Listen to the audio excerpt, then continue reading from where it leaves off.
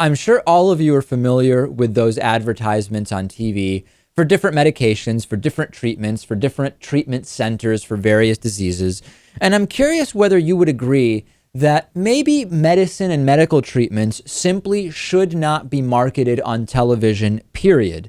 Maybe medication and medical treatments are not the type of product or service that the average consumer can make informed decisions about based on a commercial. If you think about a computer or a vehicle or something like that, there are very specific attributes that can be discussed in a commercial way that the average consumer can understand.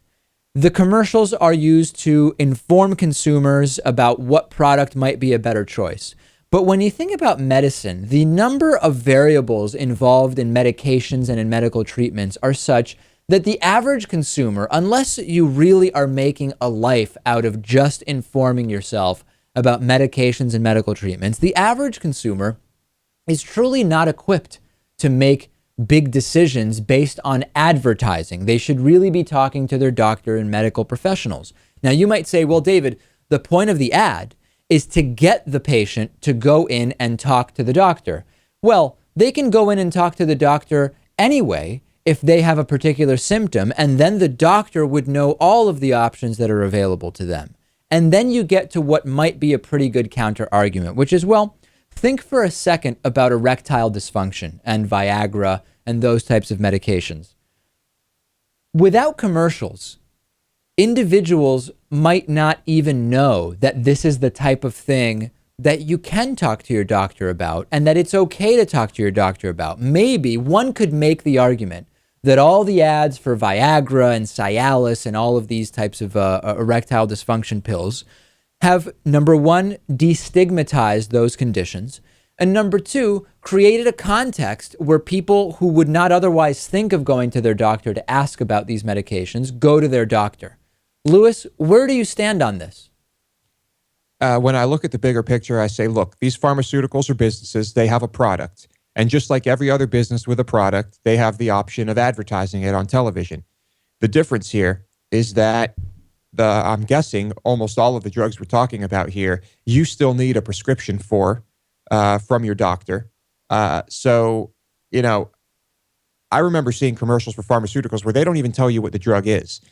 You have no idea what it was. It was just about name recognition, brand recognition.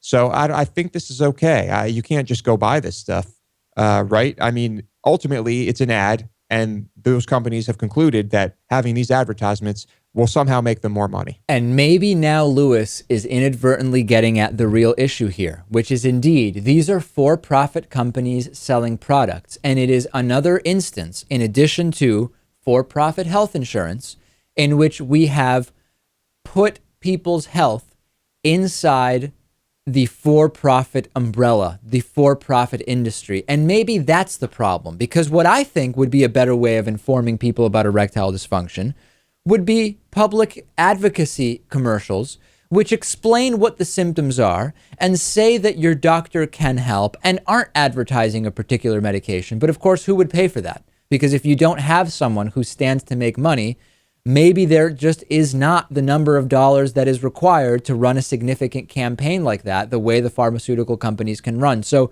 have we circled back, Lewis, to saying the driving force behind all of this, the driving force behind the doctors saying, you know what, people come in and they ask me for specific medications, and those aren't the right medications, but it's because of ads that they want them. They're convinced that's the right medication. Maybe this is all because, yet again, we have another aspect of people's health that has been turned into profit. Perhaps, but even if we had that national healthcare system that we want to have, we would still see these ads because private pharmaceuticals would still be making the drugs that are being given to patients, and the government would be paying them for it.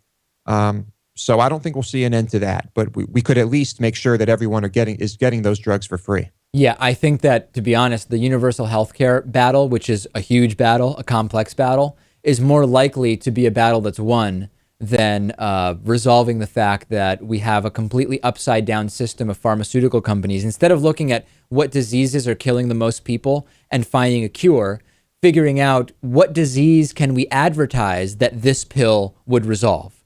And, I've spoken to a lot of trial attorneys about this, Mike Papantonio and many of his colleagues, and we have a completely backward system for Big Pharma. Not to say that Big Pharma has not developed absolutely fantastic treatments and cures for so many conditions. It is not simply to demonize the industry, although there are a lot of concerning things that are happening. Let's take a break. What a program we have for you today.